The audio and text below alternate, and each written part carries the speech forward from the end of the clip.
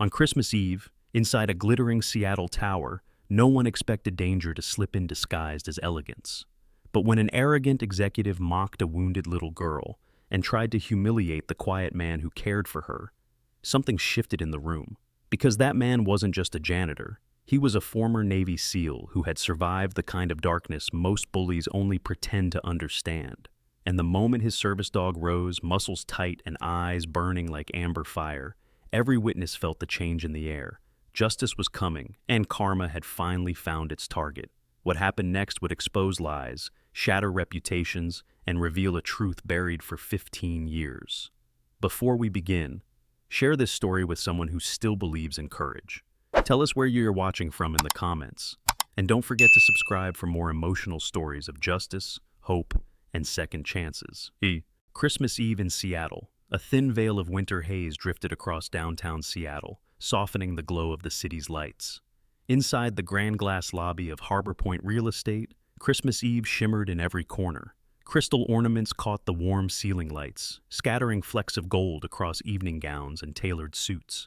A live quartet played softly near the marble staircase, their music weaving through the clinking of champagne flutes. Near the entrance, Evan Miller stepped inside with the quiet gait of someone who had learned long ago how to take up as little space as possible. At 42, Evan was tall and powerfully built, his shoulders broad beneath a navy winter jacket. His body carried subtle signs of past violence. One knee stiffened slightly with each step, the lingering souvenir of a mission gone wrong. His face was angular, sun-creased, with a trimmed beard along a strong jaw and a few silver strands scattered at his temples. His dark brown eyes were calm at first glance, but anyone who looked too long would see the vigilance beneath them, a soldier's alertness that never truly slept. Evan had once been a Navy SEAL, disciplined, unbreakable, trained to move through danger like a shadow. Though now assigned to building maintenance and security, that past clung to him in every controlled breath, in the way he scanned the room without seeming to, cataloging exits, movements, and potential threats. Most guests didn't notice him at all. Those who did assumed he was simply the quiet handyman, but nothing about Evan was simple. Beside him walked Shadow, his 7-year-old German Shepherd, a service dog forged through deployments and fire. Shadow's coat was thick and sable-colored, with lighter fur feathering around his legs and a darker mask framing his intelligent eyes. His harness, black, sturdy, worn smooth along the edges, read, "Service Dog, Do Not Pet." Shadow moved with silent precision, ears angled forward, reading the lobby the way a soldier reads terrain. Every shift of his posture whispered a warning. This dog was gentle until the moment he was not, and anyone foolish enough to provoke him, or his family, would discover why Navy SEAL canines were feared on the battlefield. Between them skipped Chloe Miller, Evan's 8-year-old daughter, small and bright and endlessly curious. She wore a puffy red holiday coat and boots decorated with tiny silver snowflakes. Her brown curls bounced every time she tugged Evan's hand, and her wide hazel eyes sparkled with excitement as she spotted the massive Christmas tree. She adored Christmas, adored pianos, and adored Shadow most of all. She adored her father, too, though even she sensed the sadness he hid under his steady voice. Chloe squeezed his hand now, whispering, "Daddy, look, they even put a star on top of the piano. Can I see it? Can Shadow come too?" Evan smiled faintly, one of those rare, gentle expressions that softened the hard lines of his face. "Yes, sweetheart, Shadow's coming with us." The dog's ears twitched as if answering for himself. Across the lobby, watching from the mezzanine above, stood Madison Clark, CEO of Harbor Point. At 34, Madison possessed a commanding elegance that came from years of shaping herself into someone the world could not bend. Her long, dark blonde hair fell in soft, controlled waves, framing a face both striking and guarded. She wore a fitted emerald dress that sharpened her posture and matched the cold determination in her pale blue eyes. People often described her as brilliant, incisive, intimidating. Few saw the truth beneath it, the quiet, unhealed sorrow left behind by the death of her first love, a young composer who had written her a private melody the world never heard. Madison had buried her grief so deeply, she sometimes wondered if she had imagined it. Until tonight, as her gaze followed Evan Miller through the crowd, something in her chest tightened in an unfamiliar way, recognition without context. She noticed the contrast first, a stoic man in worn jeans and an old red and black flannel shirt, walking among executives glittering in attire worth more than his monthly paycheck. Then she noticed the child gripping his hand. Finally, her attention caught on the dog at his side. Muscular, focused, moving like a soldier's shadow. It was the animal more than the man that made her still her breath. She knew danger when she saw it, and that dog moved like a loaded weapon with a heartbeat. But Chloe tugging Evan toward the grand piano pulled her from her thoughts. Evan paused at the edge of the crowd, his eyes landing on the glossy black Steinway Grand. Chloe's face lit up with awe. She loved music the way some children loved magic, and though Evan tried to avoid places where he might be asked to play, he had promised her a peaceful night, a night without ghosts. Shadow sat beside them, tail wrapped neatly around his paws, utterly still yet fully present. Guests whispered as they passed, glancing curiously at the quiet trio who didn't quite belong yet, somehow grounded the entire space. For a moment, Evan let himself breathe. Christmas Eve, his daughter smiling, his dog relaxed. But, beneath his ribs, a familiar tension coiled. Years as a SEAL had carved a truth into him. Peace was temporary, peace was fragile, and peace always ended the moment a bully walked through the door. He didn't know yet who the bully would be tonight. Only that one always came, and when he did, neither Evan nor Shadow would hesitate. The fall and the insult, the scent of cinnamon and warm sugar drifted through the glowing lobby as Chloe tugged Evan toward the dessert table. Shadow followed at her side, his gait steady, his ears tilted forward in an ever-watchful angle. The dog was calm, yes, but calm for a creature trained to unleash controlled fury when the situation demanded it. Chloe reached for a cupcake topped with a swirl of pink frosting. Her small hand hovered, her eyes shining with anticipation. Then her boot slid across a streak of spilled punch that glistened on the polished marble. She fell hard. The sound of her knee hitting the floor was sharp, small, yet piercing in a room meant for celebration. The cupcake splattered across the tile, frosting smeared over the hem of her little red coat. Chloe winced, her breath hitching before a cry escaped her lips. A bead of blood seeped through her white tights. Evan dropped instantly to her side. His movements were quick but controlled, the same way he had moved when pulling wounded teammates into cover. His calloused hands cupped Chloe's knee with a gentleness that seemed at odds with the scars along his knuckles. Hey, I've got you," he murmured, voice low, steady, soothing. Chloe blinked rapidly, fighting the tears. Shadow stepped forward, planting in himself at a slight diagonal angle, shielding Chloe, intercepting potential threats, assessing the shifting crowd. His chest expanded with a slow breath, his muscles tensing. The dog's eyes sharpened into the dark gold stare of a veteran who had once lunged into smoke-filled rooms before bullets could reach his handler. That stare alone would have been enough to warn any rational person. But the man approaching now was not rational. Ryan Cole pushed through the gathering onlookers with the swagger of someone who had never been denied anything. Tall, around 35, with glossy brown hair sculpted to perfection, and a jawline kept razor clean, Ryan carried himself with the arrogance of privilege layered over insecurity. His tailored navy suit hugged his athletic build, but his eyes, cold, pale, and calculating, were the real weapon. They belonged to a man who measured his worth by the fear he inspired in those beneath him. He glanced at Chloe's bleeding knee, then at the small mess on the floor. The disgust on his face was immediate, unfiltered. "You can't even control your own child?" His voice sliced through the lobby, thin and cold. "This is a corporate event, not a daycare." Conversation died. A circle of avoidance rippled outward. Guests found sudden interest in their drinks, in their phones, anywhere but the unfolding scene. Evan didn't rise. Not yet. "Sir, she slipped," he said quietly. "She's just scared." "Then maybe," Ryan continued, lifting his chin with a smirk, "you should rethink bringing her here at all. Maintenance staff used the service entrance for a reason." Shadow's head lowered an inch. A quiet growl, barely audible, vibrated through his ribs. His hackles lifted, not fully, just enough to show he had entered a different state, a dangerous one. Evan's eyes, calm until now, darkened, not with anger, but calculation. He had seen men like Ryan in remote outposts overseas, men who strutted behind other people's power, men who never expected consequences. He rose slowly to his feet. The shift in his posture was subtle, but the kind that made even unaware bystanders step back. A SEAL standing up was a message in itself. Before either man spoke again, heels clicked sharply from the mezzanine. Madison Clark descended the stairs with purpose. She looked every bit the woman who had clawed her way to the top. Tall, poised, emerald dress flowing with each confident step. Her expression, however, was storming, blue eyes like winter glass fixed on Ryan. "Apologize," she said. Ryan blinked. "Madison, I apologize," she repeated, her tone soft but edged with steel. The social hierarchy in the room shifted instantly. Guests straightened, music faltered, someone stilled the champagne pour midstream. Ryan's jaw tightened, his skin blanched with humiliation. He muttered, "Sorry," barely louder than a breath.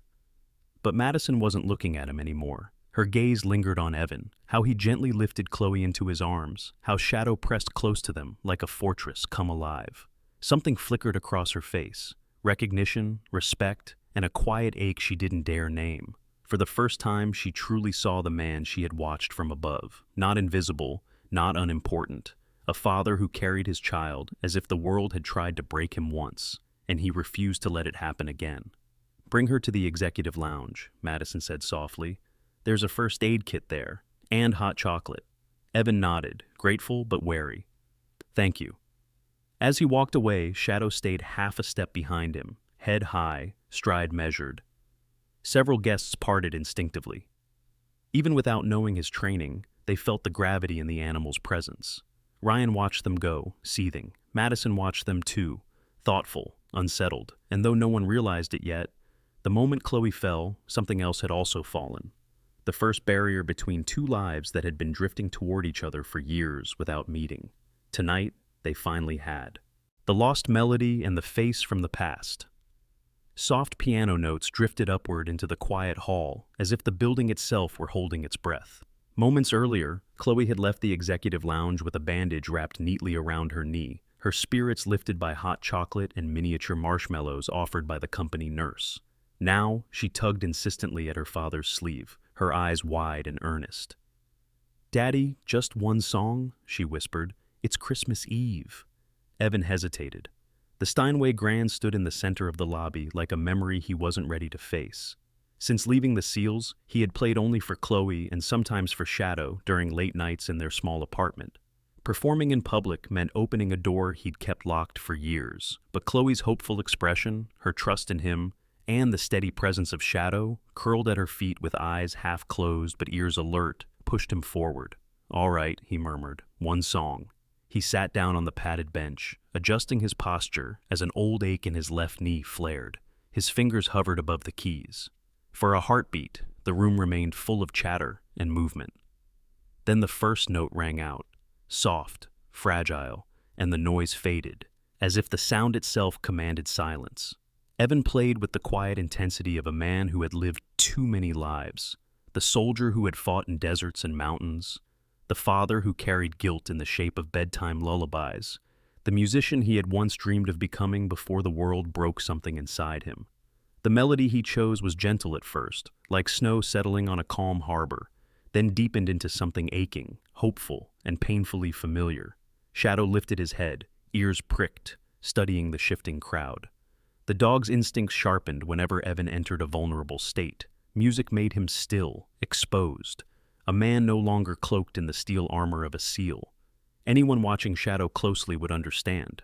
One wrong move from any bully, any threat, and the German Shepherd would become a force none of them could handle. On the mezzanine above, Madison Clark was slipping into her coat, ready to leave. But the melody, that melody, rooted her in place. Her breath caught. Harbor lights.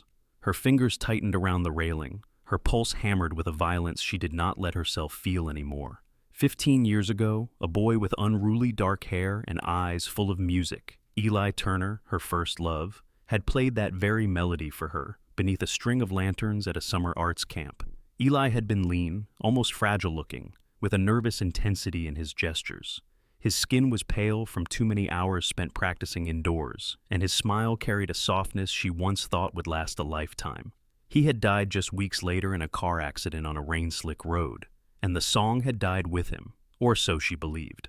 Now, as she descended the stairs in her emerald dress, the notes wrapped around her like the ghost of a promise she had buried. Her heart clenched with a grief she hadn't dared revisit. Evan stopped playing when he sensed her approach. His hands lifted from the keys, hovering in the air for a lingering second before he lowered them to his lap. His face was composed, but his eyes, the deep shadowed brown of a man who had seen too much, revealed a storm beneath the surface. Madison drew closer, her steps unsteady for the first time all evening. "Where did you learn that?" she asked, her voice strained, almost breaking. Evan held her gaze. He didn't flinch. He never flinched. "It's an old melody," he said quietly, "something I heard at a camp when I was younger." Madison shook her head. No, that's not something someone just hears." Her eyes narrowed without malice, only confusion and fear. "There are patterns in that song only one person knew." Shadow stood now, tall and poised, placing himself between Evan and anyone unfamiliar who approached too quickly, including Madison. His tail hovered parallel to the ground, rigid. His eyes, amber and sharp, tracked every muscle in her face. She froze at the sight, not because she feared the dog, but because she recognized what he represented, a line she could cross only with permission. Evan placed a hand on Shadow's neck, a subtle signal that everything was under control. Still, the dog remained in a protective stance, a silent warning to any aggressor, even those dressed in silk and diamonds. "I'm not trying to interrogate you," Madison whispered. That song meant something, and hearing it again, tonight of all nights," her voice faltered. Behind the self-made armor of a CEO, she looked almost fragile. Evan exhaled slowly. He hated seeing her pain, hated that he had caused it without meaning to. But revealing the truth would unravel pieces of himself he wasn't ready to expose. Not here, with Chloe leaning against his leg and Shadow on alert. "It's just a song," he repeated, gently but firmly. Madison searched his face for a lie. Instead, she found a wall, quiet, resolute, unmovable. She sensed instinctively what Shadow already knew. This man was a fortress, built from trauma and loyalty, shaped by silence and scars. And whatever secret he held about the melody, he intended to keep it buried. "Good night, Evan," she said softly, stepping back. "Good night, Ms. Clark." But as Madison turned away, she felt a tremor run beneath her ribs. A melody she thought lost had found its way into the hands of a man she barely knew, a man whose guarded eyes suggested he had lived in shadows much longer than she realized. And that night, sleep did not come for her. Truth, threats, and the shadow of a seal, morning light bled slowly through the frosted windows of Harbor Point Tower, tinting the city in shades of pale rose and steel blue. The world below was still half asleep, but Madison Clark was not. She moved through the executive floor with brisk, purposeful steps, a porcelain mug of black coffee steaming in her hand. Her reflection in the glass wall stared back at her. A woman with tired blue eyes, hair pulled into a sleek, low twist, and features sharpened not just by makeup, but by restless thoughts. She had barely slept. The melody from the night before had played relentlessly in her mind, twisting memory and longing into a knot she couldn't untangle. She lowered herself into her office chair, exhaled, and pulled up the employee file of Evan Miller. His photograph showed a man with a clean-shaven jaw, a measured stare, and the faint crease of someone who never stopped assessing his surroundings. The file revealed more. Former Navy SEAL, honorable discharge after sustaining combat injuries, followed by a short-lived stint working private security overseas for a contracting firm tied to her father's company. The report on the failed mission was redacted, but the scars on Evan's hands and the stiff set of his left knee last night confirmed the gravity of it. Her jaw tightened. How many lives had been affected by decisions made in rooms like hers? With a sharp inhale, she reached for her phone and dialed a number she had not used in years. The call was answered on the third ring by Professor Howard Lane, a man in his late 60s with a voice that carried the warmth of wood smoke. He had been Eli Turner's mentor, a patient, thoughtful composer with thinning sandy hair and round spectacles that slid constantly down his nose. Known for nurturing overlooked talent, Howard had a calm, fatherly manner that softened the grief he still carried for Eli. When Madison explained the situation, he listened in silence. She sent him the recording an employee had captured. Minutes ticked by before Howard finally spoke. "That isn't Eli's composition, not entirely," he said gently. "Eli wrote only the opening of Harbor Lights. He struggled with the progression. But someone else, a boy, quiet, immensely talented, finished it. I always suspected the child might one day surface, but I didn't expect it like this." "Do you remember the boy?" Madison asked, breath tight. Howard sighed. "Tall, shy, dark hair, played with startling emotion, but he vanished after Eli's death. I never saw him again. The call ended, leaving Madison alone with a certainty she didn't want to name. By evening, snow drifted over the harbor in feather-light flakes. The lobby had emptied after the holiday half-day schedule. Only faint music from the sound system hummed through the golden light. Evan sat alone at the piano, shadow curled at his feet, as unmoving as a carved statue, the dog's. Ears, however, flicked at every small noise. Air vents, elevator dings, even the light shuffle of Madison's heels as she approached. Shadow opened his eyes fully, amber and sharp. He did not growl, not yet, but the warning was clear. Madison stopped a respectful distance away. Her breath trembled before she steadied it. "Tell me the truth," she said softly. Evan did not look up at first. His shoulders tensed beneath his flannel shirt, a subtle recoil, the posture of a man who had learned to absorb blows before they landed. Finally, he lifted his gaze. "I wrote the rest of the song," he said quietly. "Eli, he asked if he could use the opening for someone special. I said yes, he was in love. And I didn't think it mattered who finished the piece as long as it reached the person it was meant for." Madison felt her throat constrict. "Why didn't you ever come forward?" Evan's eyes darkened with memory. "Because what happened after, your father's contract, the mission, the equipment failure." He flexed his scarred hand, the one that still trembled after long days. "Some of my team didn't walk away. I did, but not whole. The settlement kept us quiet. I had a daughter to raise, and Shadow, he was all I had left of the field." Shadow nuzzled his leg, a gesture both comforting and protective. Before Madison could reply, the glass doors at the entrance slammed open. Richard Clark strode in, her father, a man carved from cold ambition. He was in his late 50s, tall with a rigid posture and silver hair combed into a flawless part. His charcoal coat hung heavily on his broad frame. Beside him were two men from corporate security, stiff and stone-faced, and behind them, smirking with simmering anger, stood Ryan Cole. Ryan looked more disheveled than usual. His dark hair was tousled from the wind, and the fury tightening his jaw made him appear almost feral. The type of man who, when embarrassed in public, sought someone weaker to crush. Only tonight, he had no idea he was picking a fight with the last person on earth he should. Richard pointed at Evan. "So it's true, my daughter is being manipulated by a washed-up mercenary." His voice was laced with contempt. Evan didn't move. Shadow did. The dog rose to full height, muscles rippling beneath his thick coat. His ears sharpened forward, his tail leveled straight, and a very low rumble vibrated in his chest. It wasn't loud. It didn't have to be. Anyone with survival instincts felt the warning like a blade against the spine. The two security guards halted instantly. Ryan took an involuntary step back. Madison stepped forward, fire in her eyes. "Evan isn't manipulating anyone," she snapped, "and he's not a mercenary. He's a veteran who survived because he protected others while your company cut corners." Richard's eyes flared. "You don't know what you're saying." "I know exactly what I'm saying," Madison countered, "and I'm done letting you decide which lives matter and which don't." Ryan tried to interject. "Madison, you're being irrational. I'm canceling the engagement, Ryan. Effective immediately." His face twisted. "You'll regret this." Shadow took a step forward. Ryan froze.